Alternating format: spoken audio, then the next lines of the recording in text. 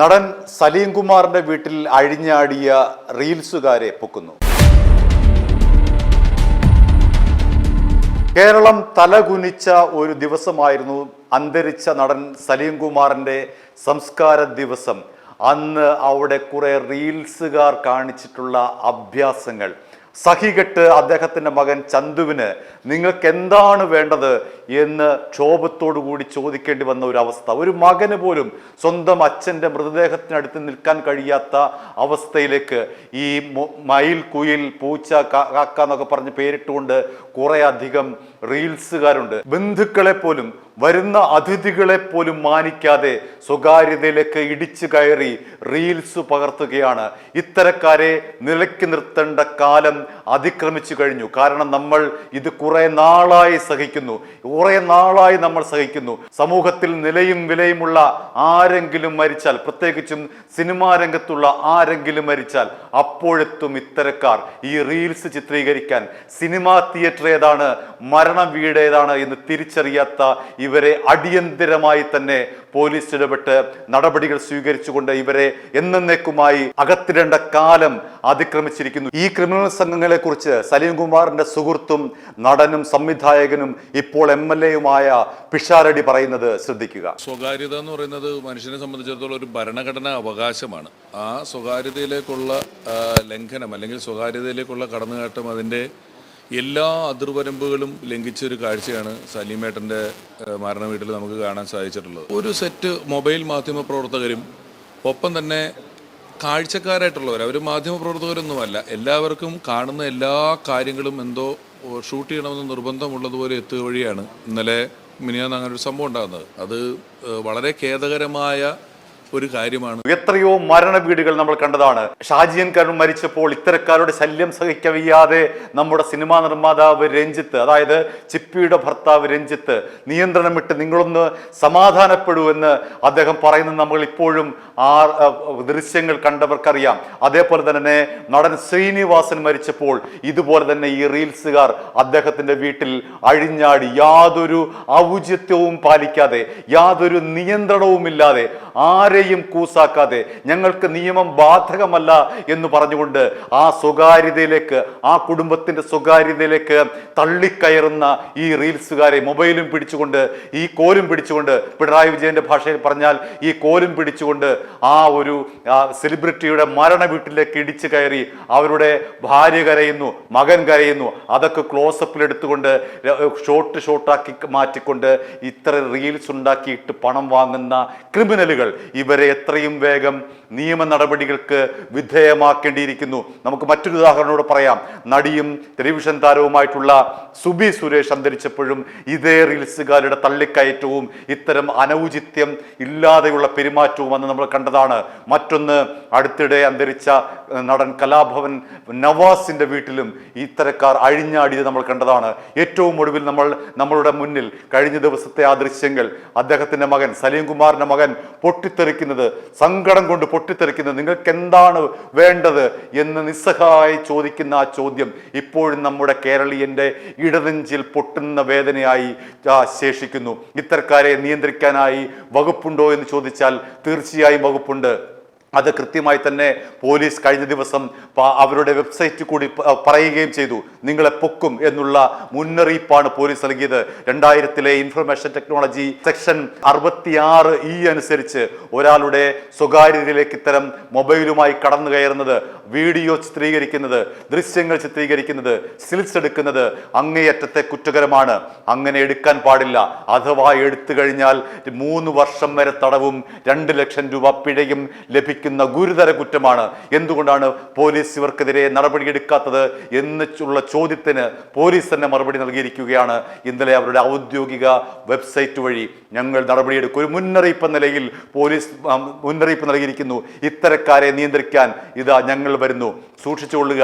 കാക്ക, പൂച്ച, മയിൽ, കുയിൽ, പാറ്റ പൂച്ച എന്നൊക്കെ പറഞ്ഞുകൊണ്ട് ഈ പറയുന്ന പേരുകളിൽ ഓരോ ചാനൽ എന്ന പേരിൽ വന്നു നിന്നുകൊണ്ട് ഇത്തരക്കാർ അഴിഞ്ഞാടുമ്പോൾ റീൽസിന് വേണ്ടി അവരുടെ സ്വകാര്യത മാനിക്കാതെ അവരുടെ സ്വകാര്യതയെ ലംഘിച്ചുകൊണ്ട് ആ മരണ വീട്ടിലേക്ക് ഇടിച്ചു കയറി മൃതദേഹത്തെ പോലും കച്ചവടമാക്കുന്ന ഇത്തരക്കാരെ നിയന്ത്രിക്കാൻ വേണ്ടി പോലീസ് ഇതാ തുനിഞ്ഞിറങ്ങിക്കഴിഞ്ഞു.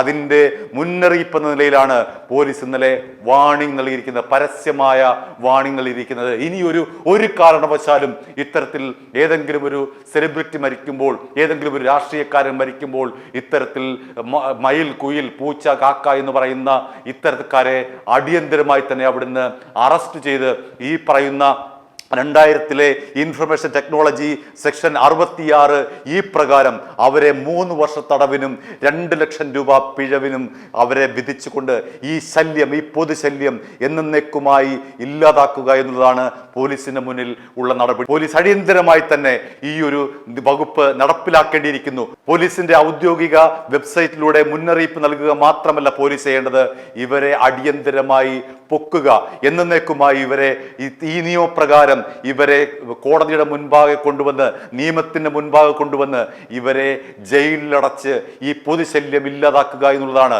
തീർന്നില്ല. ഇവിടെ മാത്രമല്ല, പൊങ്കാലയിടാൻ വന്നാൽ അവിടെ നടിമാർക്ക്, എന്തെങ്കിലും തരത്തിലുള്ള ഒരു അല്പം പ്രശസ്തിയുള്ള നടിമാർക്ക് നിൽക്കാൻ കഴിയാത്ത രീതിയിലുള്ള ശല്യമാണ് ഇവർ ഈ പറയുന്ന ഈ റീൽസുകാർ ഉണ്ടാക്കുന്നത്. ഈ മൊബൈലും പൊക്കിപ്പിടിച്ചുകൊണ്ട് അവരുടെ വേണ്ടാത്ത രീതിയിലുള്ള ആംഗിളിൽ വെച്ചുകൊണ്ട്, സ്ത്രീയെ ഒരു ശരീരമായി മാത്രം കണ്ടുകൊണ്ട് അത്തരത്തിലുള്ള ആംഗിളുകൾ വെച്ചുകൊണ്ട് ചിത്രീകരിച്ചുകൊണ്ട്, ഇതാ നടിയെ കണ്ടില്ലേ, പൊങ്കാലയുടെ നടിയെ കണ്ടില്ലേ, നടിയുടെ ഡ്രസ്സ് കണ്ടില്ലേ എന്ന് പറഞ്ഞുകൊണ്ട് ഈ റീൽസ് ഇട്ടുകൊണ്ട് വരുമാനം ഉണ്ടാക്കുന്ന ഈ ക്രിമിനലുകളെ എത്രയും വേഗം ജയിലിലടയ്ക്കുക എന്നുള്ളതാണ് പോലീസിന്റെ ഉത്തരവാദിത്വം. പോലീസ് മുന്നറിയിപ്പ് നൽകി കഴിഞ്ഞിരിക്കുന്നു.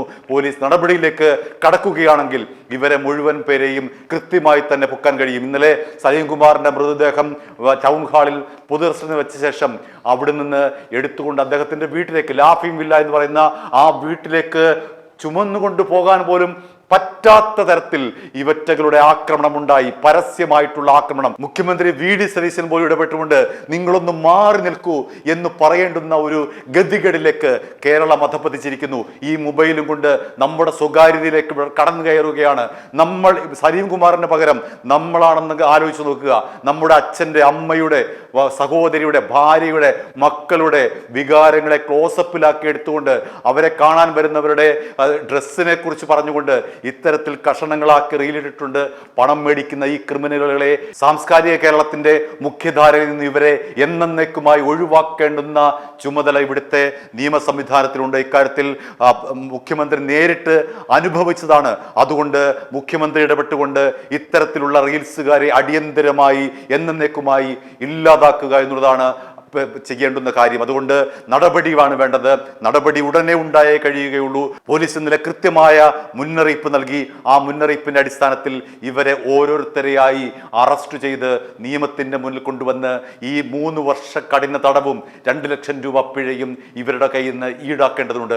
ഇവിടെ പ്രതിരോധത്തിലാകുന്ന മറ്റൊരു വിഭാഗമുണ്ട്, മാന്യമായി പ്രവർത്തിക്കുന്ന ചാനലുകാർ. അവർക്ക് മാന്യമായി അവരുടെ തൊഴിൽ ചെയ്യാൻ കഴിയുന്നില്ല ഇവരുടെ ശല്യം കാരണം. അതേപോലെ തന്നെ അന്തസ്സായി പ്രവർത്തിക്കുന്ന യൂട്യൂബ് ചാനലുകൾ, ലൈസൻസോടുകൂടി പ്രവർത്തിക്കുന്ന യൂട്യൂബ് ചാനലുകൾ, ഇത്തരം ആളുകൾക്ക് ലൈസൻസോടുകൂടി അല്ലെങ്കിൽ മുഖ്യധാരയിൽ പ്രവർത്തിക്കുന്ന യൂട്യൂബ് ചാനലുകൾക്കോ മുഖ്യധാരാ മാധ്യമങ്ങൾക്കോ ഈ പറയുന്ന റീൽസുകാരുടെ ശല്യം കൊണ്ട് യഥാർത്ഥ ദൃശ്യങ്ങൾ പ്രേക്ഷകരിലേക്ക് എത്തിക്കാൻ കഴിയുന്നില്ല എന്നുള്ളതാണ് മറ്റൊരു ദുരന്തവശം. അവിടെയൊക്കെ കടന്നാക്രമിച്ചുകൊണ്ട് വെട്ടുക്കിളിക്കൂട്ടം പോലെ ഒരാളുടെ സ്വകാര്യത എന്താണെന്ന് പോലും അറിയാതെ ഒരു മൃതശരീരത്തെ പോലും കച്ചവട വസ്തുവാക്കിക്കൊണ്ട് അങ്ങനെ റീൽസ് ഇട്ട് പണമുണ്ടാക്കുന്ന ഈ ക്രിമിനലുകളെ എത്രയും വേഗം പോലീസ് അറസ്റ്റ് ചെയ്തേ പറ്റുകയുള്ളൂ. അറസ്റ്റ് ചെയ്യുക മാത്രമല്ല, നേരത്തെ പറഞ്ഞതുപോലെ തന്നെ ഈ സെക്ഷൻ ഉപയോഗിച്ചുകൊണ്ട് ഇവരെ തുറുങ്കിലടയ്ക്കുകയാണ് വേണ്ടത്. കേരള പോലീസ് നടപടി തുടങ്ങണം. ഇന്നലെ മുഖ്യമന്ത്രി VD സതീശൻ നേരിട്ട് അനുഭവിച്ചതാണ്. അദ്ദേഹം ഇടപെട്ടുകൊണ്ട് ഇത്തരക്കാരെ ഇല്ലാതാക്കാൻ ശ്രമിക്കണം. കാരണം ഇത് നമ്മുടെ ഭാവി തലമുറയ്ക്ക് വേണ്ടി കൂടിയാണ്. ഇനിയും ആരെങ്കിലും മരിച്ചാൽ, ഏതെങ്കിലും തരത്തിലുള്ള പ്രശസ്തർ മരിച്ചാൽ അവരെ കാണാൻ വരുന്നവരുടെ സാരി കണ്ടോ, അവരെ കാണാൻ വരുന്നവരുടെ ജീൻസ് കണ്ടോ, അവരെ കാണാൻ വരുന്നവരുടെ കണ്ണാടി കണ്ടോ, അവരെ കാണാൻ വരുന്നവരുടെ കാറ് കണ്ടോ എന്നൊക്കെ പറഞ്ഞുകൊണ്ട് റീൽസ് ഇട്ടുകൊണ്ട് ആ മൃതദേഹത്തെ കാണാൻ വരുന്ന, ആ അന്തരിച്ച ആളെ കാണാൻ വരുന്ന അതിഥികളെ പോലും അപമാനിക്കുന്ന വിധത്തിൽ, അവരെ പോലും വെറുതെ വിടാത്ത വിധത്തിൽ, അവരുടെ സ്വകാര്യതയിലേക്ക് കടന്നു കയറുന്ന വിധത്തിൽ ഈ പറയുന്ന റീൽസുകാരുടെ ശല്യം അതിക്രമിച്ചിരിക്കുന്നു. ഈ ക്രിമിനലുകളെ അടിയന്തരമായി ജയിലിലടച്ചേ മതിയാവുകയുള്ളൂ. അത് നമ്മുടെ ഭാവി തലമുറയോട് ഇനി ആരെങ്കിലും ഏതെങ്കിലും തരത്തിലുള്ള ഒരു പ്രശസ്തർ മരിച്ചാൽ അവരുടെ സ്വകാര്യതയിലേക്ക് ഇടിച്ചു കയറുക എന്നുള്ളത് ഒരു ശീലമായി കഴിഞ്ഞാൽ അവർ നാളെ ക്യാമറയുമായി ഒരു സാധാരണക്കാരായ നമ്മളുടെയും വീട്ടിൽ, നമ്മളുടെയും മരണസ്ഥലത്തേക്ക് ഈ ക്രിമിനലുകൾ ഈയാംപാറ്റകളെ പോലെ അരിച്ചെത്തുമ്പോൾ അവിടെ നിസ്സഹായരായി നോക്കി നിൽക്കാനേ കഴിയുകയുള്ളൂ. നിങ്ങൾക്ക് എന്താണ് വേണ്ടത് എന്നുള്ള ചങ്കുപൊട്ടിയുള്ള സലീംകുമാറിന്റെ മകന്റെ ചന്തുവിന്റെ ചോദ്യം നമ്മൾക്കും ഈ ക്രിമിനൽ സംഘങ്ങളോട് ഭാവിയിൽ ചോദിക്കേണ്ടി വരും. അതുകൊണ്ട് അടിയന്തരമായി ഇവരെ എന്നേക്കുമായി നിയമത്തിന്റെ മുന്നിൽ കൊണ്ടുവന്ന് ശിക്ഷിക്കണമെന്നാണ് പൊതുസമൂഹം പോലീസിനോട് ആഭ്യന്തര വകുപ്പിനോടും ആവശ്യപ്പെടുന്നത്. i2i ന്യൂസ് സബ്സ്ക്രൈബ് ചെയ്തിട്ടില്ലാത്തവർ ഇപ്പോൾ തന്നെ സബ്സ്ക്രൈബ് ചെയ്യുക. നോട്ടിഫിക്കേഷൻ ലഭിക്കുവാൻ ബെൽ ബട്ടണും അമർത്തുക. i2i news, an eye for truth.